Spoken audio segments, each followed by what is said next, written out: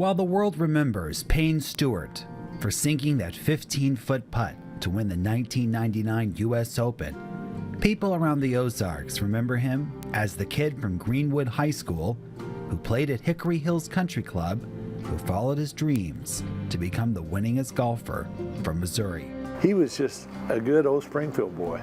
Born William Payne Stewart in 1956 to Bill and Bee Stewart, many people who knew Payne and grew up with him says there wouldn't have been a Payne Stewart, the golfer, if it wasn't for his father, another Ozarks legend, Bill Stewart. His idea on Sunday afternoon was to go have a picnic. His idea was to go play 9 holes of golf instead of having a picnic. So we'd go play golf, and he always had his pockets full of golf balls, so if you hit a bad ball, here, hit another one. Well, he started swinging a golf club at age 4. And won a tournament. A par 3 out of Hickory. Payne Stewart quickly began following in his father's footsteps. He would also win the Missouri Amateur Championship in 1979. The same year, his father also won the Missouri Senior Amateur Championship. He was doomed to be a golfer from day one. That's right. By this time, both Payne and his father Bill knew that golf was likely not to just be a hobby for the young Stewart, but perhaps a career. Payne expressed interest in playing the Asian golf circuit, which was considered a mini tour, and was a way for him to earn his way onto the PGA Tour. Daddy helped get him some sponsors, and he played on the mini tour, and he played in Asia and Australia and New Zealand and India. Winning 2 tournaments playing overseas, Payne came back to the United States and earned his PGA Tour card in 1982. That year, he would win his first PGA Tour event, a tournament called the Quad Cities Open near Davenport, Iowa. Payne would go on to win numerous other PGA Tour events and 3 major championships, including the title his father cherished most, the U.S. Open.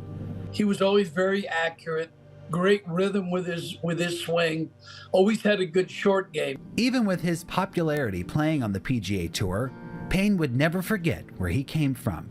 Often coming home to Springfield to visit his family, Payne loved giving back to the community.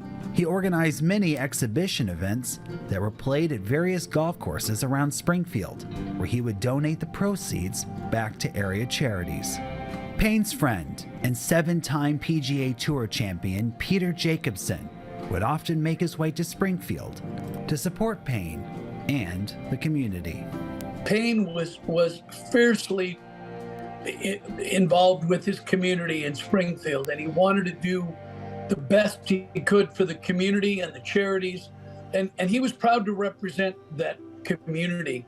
Generous with his time, Payne would often stay for hours signing autographs and shaking hands with everybody he met or who wanted to meet him. He stayed until the last person left.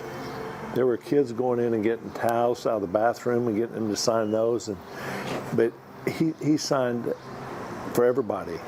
Perhaps the proudest moment of Payne's career was when he won the 1999 U.S. Open, fighting off both Phil Mickelson and Tiger Woods from the title. The 15-foot putt he made on the 18th green could be heard around the world. His family and friends cheered him on from their living rooms in Springfield and around the Ozarks, wondering he might just do this. I didn't do it like this, so I wouldn't have to, just probably go in. I'd walk outside and walk around the yard and then come back in and ask Jim what happened, or it was nerve-wracking. Tragically, just a few months later, still celebrating his victory from the U.S. Open and coming off a victory for the United States at the 1999 Ryder Cup, Payne's life came to a sudden and dramatic end. News would break around the world of a Lear jet that was drifting over the United States, flying at 50,000 feet. No one in the plane could be reached. The National Transportation Safety Board concluded that the aircraft failed to pressurize. All on board would experience hypoxia due to the lack of oxygen. The aircraft continued flying on autopilot until it ran out of fuel and crashed in the small town of Mina, South Dakota. He was 42 years old. All in the Ozarks would mourn the loss of their beloved Payne. Oh, it's awful. That was terrible. I really couldn't place it. I knew it, I heard it, but I didn't want to believe it. Jim Morris, one of Payne's closest friends, and a man many say became like a father to Payne after his father Bill passed away years earlier, released a statement after Payne died that read Payne flew to 50,000 feet and just kept going to heaven. Today, the Ozarks still cherishes the memory of Payne Stewart.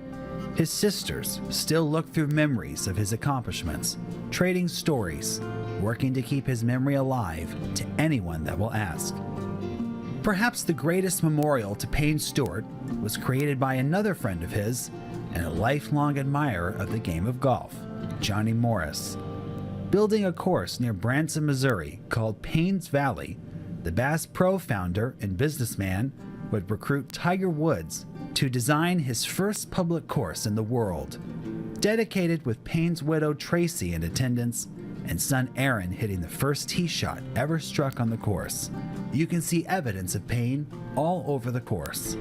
It's a special tribute to a special man. I'm pretty proud whenever I go back to think about Payne and to see what Johnny's doing to honor Payne's legacy and his commitment to his home state. All the golf courses are exquisite, they're really well maintained, and they're fun. Most important thing about golf is it's a game.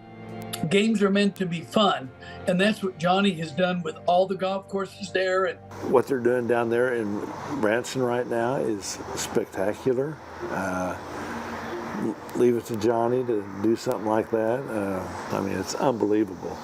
A devoted father and husband, a championship-winning golfer, an Ozarks boy. The legacy of Payne Stewart lives on even today, through the golf courses that bear his name to the millions of dollars raised for junior golf. While there will never be another Payne Stewart because of the legacy he left, it leaves one to wonder not if there will be another champion golfer from the Ozarks to follow in his footsteps, but when.